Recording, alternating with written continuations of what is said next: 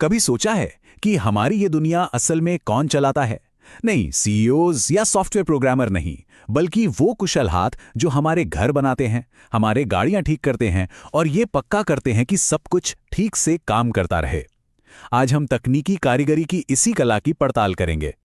तो अगले कुछ मिनटों में हम इस दिलचस्प दुनिया की परतों को एक एक करके खोलेंगे। सबसे पहले हम ये समझेंगे कि ये काम आखिर है क्या।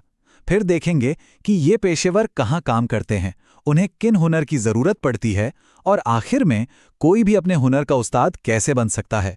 तो चलिए शुरू करते हैं।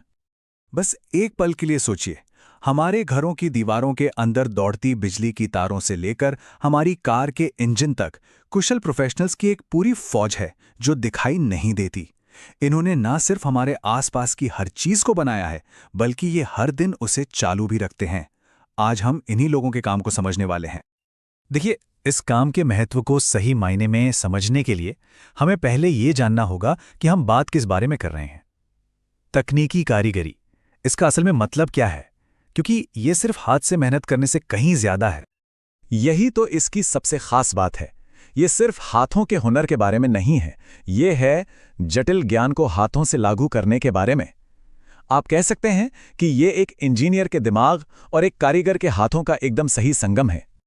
इसे और गहराई से समझने के लिए चलिए इसे 4 खासियतों में तोड़कर देखते हैं जो इस तरह के काम को परिभाषित करती हैं। सबसे पहली और सबसे जरूरी चीज है प्रैक्टिकल एप्लीकेशन। यहां हम बात कर रहे हैं एक असाधारण मैनुअल निपुणता की, मतलब जो आंख देखती है और जो हाथ करता है, उसके बीच एक गजब का तालमेल। और अब आती है एक बहुत ही कमाल की बात, खास नो हाउ। लेकिन हम यहाँ किताबें रटने की बात नहीं कर रहे हैं, हम बात कर रहे हैं उस समझ की जो सिर्फ सालों के तजुर्बे से आती है। जैसे कोई अनुभवी मैकेनिक सिर्फ इंजन की आवाज सुनकर बता देता है कि प्रॉब्लम आखिर है क्या। तीसरा पहलू है बिल्कुल सटीक होना। यहां गलती की कोई गुंजाइश नहीं होती। सोचिए, एक इंजन के पुर्जे में 1 मिलीमीटर का फर्क या सर्किट में एक गलत तार, बस इतना ही काफी है सफलता और विफलता के बीच का अंतर तय करने के लिए।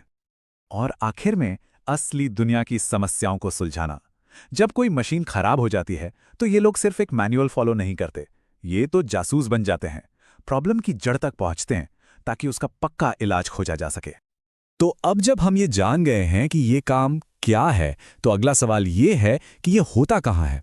ये पेशेवर 3 बड़े इंडस्ट्रियल सेक्टर्स की रीढ़ की हड्डी हैं। पहला बड़ा एरिया है इंस्टॉलेशन, मेंटेनेंस और रिपेयर। मतलब वो टेक्नीशियन जो हमारे घर में एसी लगाते हैं, या वो मैकेनिक जो हमारी कार ठीक करते हैं। ये वो लोग हैं जो हमारी रोजमर्रा की जिंदगी को बिना किसी रुकावट के चलाते रहते हैं। दूसरा एरिया है कंस्ट्रक्शन का। ये वो पेशेवर हैं जो हमारे घर, ऑफिस और पूरा इंफ्रास्ट्रक्चर खड़ा करते हैं। इलेक्ट्रिशियन जो वायरिंग करते हैं, प्लम्बर जो पाइपलाइन बिछाते हैं, और वेल्डर जो स्टील को जोड़ते हैं। ये सब हमारी दुनिया को आकार देते हैं। और तीसरा है प्रोडक्शन और मैन्युफैक्चरिंग। यहाँ चीज़ें बहुत ही ज़्यादा सटीकता के साथ बनाई जाती हैं। कंप्यूटर से चलने वाली मशीनों पर पुर्जे बनाने वाले मशीनिस्ट से लेकर छोटे छोटे पार्ट्स को जोड़ने वाले असेंबलर तक, ये सभी मैन्युफैक्चरिंग की जान है।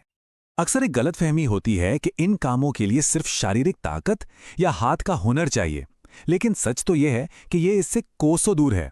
इसमें दिमागी चुनौती उतनी ही होती है जितनी की शारीरिक। तो चलिए देखते हैं कि इसके लिए किस तरह के स्किल्स की जरूरत होती है। इस फील्ड में कामयाबी के लिए टैलेंट का एक अनोखा मिक्सचर चाहिए।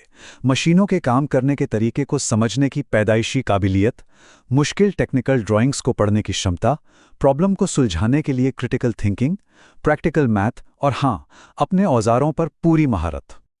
और ये हमें किताबी ज्ञान और प्रैक्टिकल ज्ञान के बीच के सबसे जरूरी फर्क पर लाता है।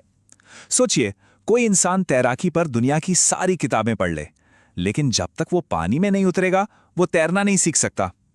बस यही फर्क है, किसी चीज के बारे में जानना और असल में उसे करना जानना। तो सवाल ये उठता है कि कोई इन फील्ड्स में एक्सपर्ट बनता कैसे है। इसका रास्ता आमतौर पर किसी पारंपरिक यूनिवर्सिटी से होकर नहीं गुजरता। ये एक ऐसा रास्ता है जो प्रैक्टिकल एक्सपीरियंस और काम करके सीखने पे बहुत ज्यादा फोकस करता है। ये सफर अक्सर किसी वोकेशनल स्कूल से शुरू होता है। इसके बाद आती है अप्रेंटिसशिप, जहां काम करते करते सीखने और कमाने का मौका मिलता है। और आखिर में सर्टिफिकेशन और लाइसेंसिंग के जरिए आपकी काबिलियत को मान्यता दी जाती है, जिससे ये पक्का होता है कि आप काम करने के लिए योग्य और सुरक्षित हैं। ये लाइन है ना, ये उनके सबसे ज़रूरी काम को बिल्कुल सटीक तरीके से बयान करती है। ये लोग थ्योरेटिकल डिज़ाइन और फंक्शनल रियलिटी के बीच एक पुल का काम करते हैं। ये कागज़ पर बने एक आइडिया को लेते हैं और उसे एक ऐसी ठोस चीज़ में बदल देते हैं जो असल दुनिया में काम करती है।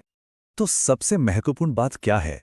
वो ये है कि ये वो लोग हैं जो आइडियाज़ को हकीकत में बदलते हैं। ये हमारी मॉडर्न दुनिया के वो हीरो हैं जिन्हें हम जानते नहीं, और उनका काम सम्मान और प्रशंसा का हकदार है। तो अगली बार जब आप कोई ऊंची इमारत या एक शानदार ढंग से काम करती हुई मशीन देखें, तो उन विशेषज्ञों को याद जरूर करिएगा जिन्होंने उसे मुमकिन बनाया। और ये हमें एक आखिरी सवाल पर छोड़ जाता है। एक तेजी से डिजिटल और कॉम्प्लेक्स होती दुनिया में कुशल हाथों का भविष्य क्या है? शायद पहले से कहीं ज्यादा महत्वपूर्ण।